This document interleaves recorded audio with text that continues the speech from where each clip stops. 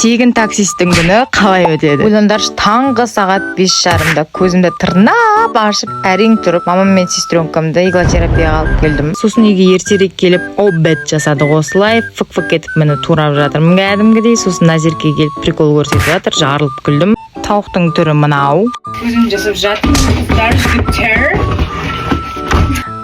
Не повторимый вкус дедік та осылай духовкаға жібердік. Сырын сеуіп осылай ұрып алдық обедті. Сосын үйде жатқан өзімнің 3 жоңғарымды осылай бибикама салып алдым да бұламандар деп отырғызып қойдым. Садик болып жатыр. Өзімнің екінші тегін жұмысыма кеттім. Кстати, Жаковды уже қосымшасына апарып тастадық. Өмір Аликоштікі деп ұйықтаған көре алмай жатырмын таңертең 5-те тұрғаннан кейін. Сөйтіп келіп осыны киіндіріп, ауыстырып, памперсін барлығын қарадық. Жаным, сүтін беріп, өзімізді қолда ұстаймыз.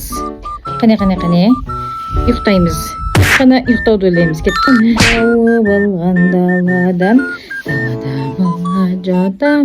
Аликош ұйықтамай қанын ішіп, ары тербедім, бері тербедім, домалаттым, ұстадым, ойбай, істемегенім жоқ. Сөйтіп әрең ұйықтатып, үйге қайттым. Үйге барып ужин жасадым. Бізгілер ужин ішпейді даже. Сөйтіп күріш көже жасап бердім, қарындар ашып қалмасын деп. Сосын кешке осындай аяқ асты ойын ойнап кеттік. Бұл жеткізіп құлаттық оны, оған жарылып күлдік. Сосын ішіміз пісіп мынандай нәрсе істедік. Сосын ойнадық. Мен түрімді түсірмей-ақ қойын. Осылай бәріне ужин беріп, демалып, душқа түстім да ұйқыны жібердім, но бүгін тағы да таңертең 5:30-да тұрып кеттім.